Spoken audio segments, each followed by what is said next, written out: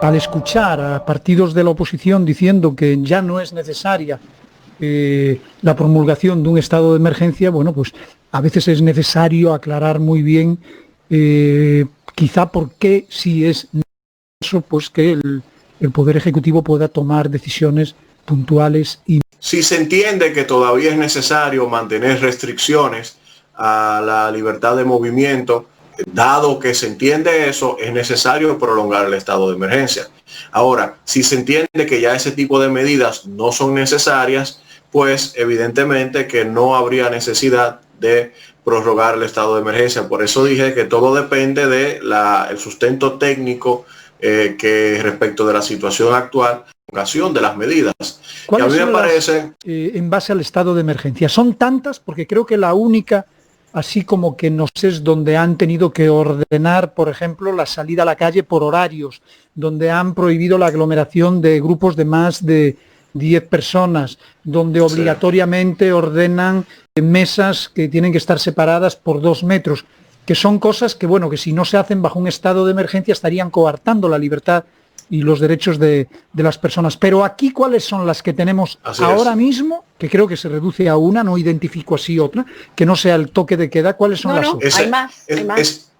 No, hay más. Está el tema de las compras expresas y hay cosas. Pero esa es una excelente pregunta la que haces, porque yo entiendo que uno de los principales problemas del Poder Ejecutivo, desde el punto de vista jurídico, en el contexto actual, ha sido la falta de claridad con relación a las medidas que suponen restricciones a derechos durante el estado de emergencia. En el decreto que declaró el estado de emergencia, el Poder Ejecutivo dispuso que podrían ser suspendidos o restringidos esencialmente 3 derechos: el derecho a la libertad de tránsito, el derecho a la libertad de reunión y el derecho a la libertad de asociación, pero específicamente más el derecho a la libertad de reunión y el derecho a la libertad de tránsito. Sin embargo, cuando se trata de identificar las medidas concretas tomadas por el Poder Ejecutivo que suponen una restricción a esos derechos, no hay mucha claridad más allá de lo que se ha establecido con relación al toque de queda, que evidentemente ahí sí está precisada una restricción al derecho a la libertad de tránsito. Sin embargo, con relación a las restricciones al derecho a la libertad de reunión, que son, se supone, las medidas que se procuran para evitar la aglomeración de personas, no hay medidas claras, detalladas, no han publicado, es que no las han publicado, específicas. Ninguna medida. No las hay. Y, por ejemplo, se ha hecho referencia en discursos, en notas de prensa, en algunos tal vez protocolos que han puesto a circular por las redes, pero no están establecidas en un acto con efectos jurídicos, como sería, por ejemplo, un decreto, que es en este caso en específico, por ejemplo, el acto a través del cual está también se restringen los derechos. El decreto de la apertura de cierto tipo de establecimientos, también eso podría estar contenido dentro de este estado de emergencia. Por ejemplo, que los restaurantes todavía no están autorizados para abrir. Esa es otra de las cosas que yo creo que... Pero yo me refiero a cosas como muy concretas. Exacto. Que yo veo en otro país, dicen, bueno... Que están establecidas. Que, por ejemplo, ahora mismo España, la discusión más grande que tiene el presidente Sánchez cada vez que quiere mantener un estado de alarma, que es como ellos le llaman, pues lo que más trabajo le cuesta es negociar en base a qué tipo de cosas considera la oposición, sí o no. Por ejemplo, los horarios establecieron una serie de fases. Cada una de las fases coarta unas libertades u otras libertades. Son 4, 5, 6 fases. En la fase 1 las libertades coartadas son ta. En la fase 2 las libertades coartadas son aquí no ta. Entonces, hombre, ¿en qué consiste? ¿Qué hace la oposición? La oposición, para aprobar ese estado de emergencia, lo que hace es que negocia. No. En la fase 2 necesitamos que el gobierno ya abra los restaurantes. Y entonces van negociando y le aprueban al gobierno un estado de emergencia condicionado. Por ejemplo, una de las últimas negociaciones más importantes fue un estado de alarma negociado a la gobernabilidad, a la cogobernabilidad. ¿Qué quiere decir eso? Bueno, que no solamente el Estado central de España, el presidente Sánchez, toma todas las decisiones, sino que las tiene que tomar en común acuerdo con los presidentes de las comunidades autónomas. Entonces, para que el gobierno pueda lograr el estado de alarma, tuvo que ceder en ese punto. Totalmente de acuerdo, y ahí entra la función de fiscalización del Congreso, que la tiene reconocida en la Constitución Dominicana y en la ley que regula los estados de excepción. Sin embargo, no la ha ejercido a plenitud. Ha sido una de mis críticas. Dicen que no a 25 días y tampoco la oposición dice no, ¿por qué? O sea, está bien, dime, no queremos 25, queremos 15, pero esos 15 que sean entonces más efectivos de esta manera, que se coarte esto, o que no se coarte esto, que abran ya los establecimientos o que se hablan de tal hora a tal hora, pues no hay nada de eso. Entonces, nada más levantan la mano para decir no, 25 no, 15 no, y nos quedamos todos. Exacto. Y también, bueno, hay que atribuir cierta responsabilidad también al Poder Ejecutivo, porque desde el Poder Ejecutivo también noto como que la solicitud se hace, y ante cualquier observación que se pueda hacer con relación a aspectos, por ejemplo, como lo que tú estás mencionando, se recurre entonces al discurso de decir que, o al chantaje de decir que no quieren aprobarlo. No, el rol del Congreso es precisamente condicionar, fiscalizar, y a mí me parece que en este caso no lo ha hecho a plenitud, y tampoco el Poder Ejecutivo ha puesto de su parte para poder clarificar, establecer de manera mucho más precisa cuál es el plan que tiene a fin de producir una desescalada, y de acuerdo a ese plan, cómo van a ir restringiéndose los derechos fundamentales que por decreto se establecieron que podían ser restringidos durante el estado de emergencia.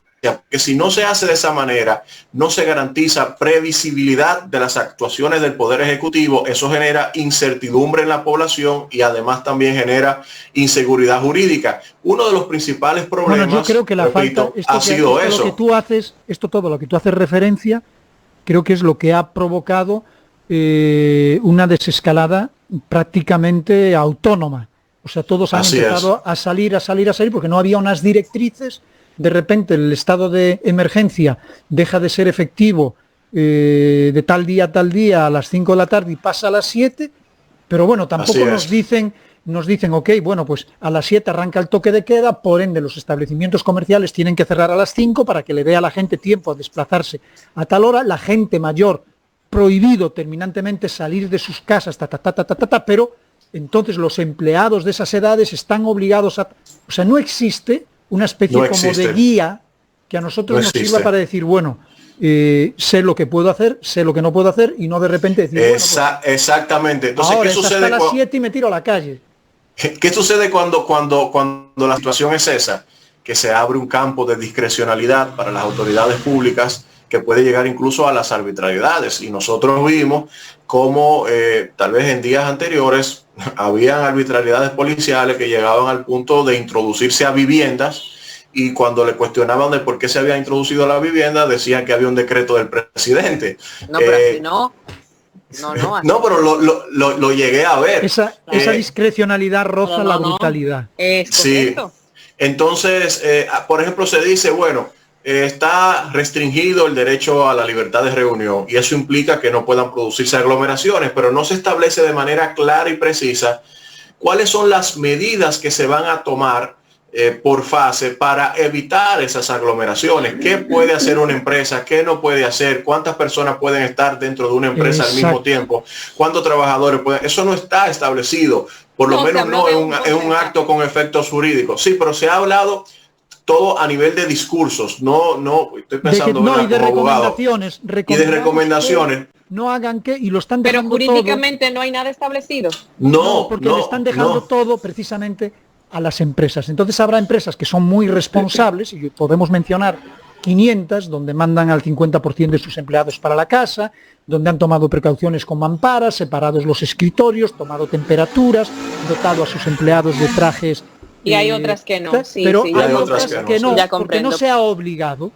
Entonces pareciera como que el gobierno no quiere cruzar una línea que por demás el estado de emergencia se lo permite, y meterse directamente pues con el mundo empresarial para dictarle una serie de normas que a lo mejor podría, entorpecer un poquito su productividad. Pero es necesario, para eso es el estado de emergencia. Es posible, porque lo he visto y he escuchado a juristas decirlo en las redes y en programas de televisión, en los medios, que todo lo que se está haciendo ahora es posible hacerlo sin el estado de emergencia de manera reglamentaria. Sin embargo, he escuchado a constitucionalistas decir que ese planteamiento no es correcto. Entonces, acláranos. ¿Es posible regirnos por algo como lo que tenemos sin tener un estado de emergencia?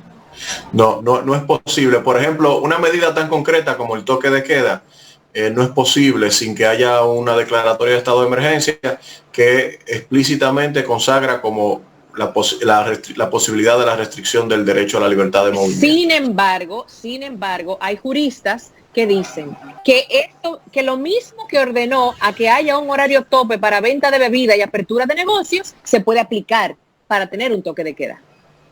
No, es que son cosas completamente distintas. Una cosa es regular un sector de la industria, incluso de forma temporal, y otra es decirnos a todos que no somos, o sea, que somos personas normales y corrientes, que tenemos que quedarnos en casa de forma obligatoria, nos llevan. Y ese ejemplo que pone Miralba, ese ejemplo que pone Miralba es interesante porque en tiempos de normalidad se discute mucho y yo soy de lo que pienso de que eso no es del todo constitucional, ese tipo de restricciones, pero podría darse una discusión en ese sentido. No es posible por lo menos tomar medidas como la del toque de queda u otras que de manera explícita supongan una restricción o suspensión más bien al derecho a los derechos de libertad de reunión, de libertad de tránsito. No es posible al margen del estado de emergencia, por lo menos no de acuerdo a la configuración normativa en la República Dominicana que regula los estados de excepción.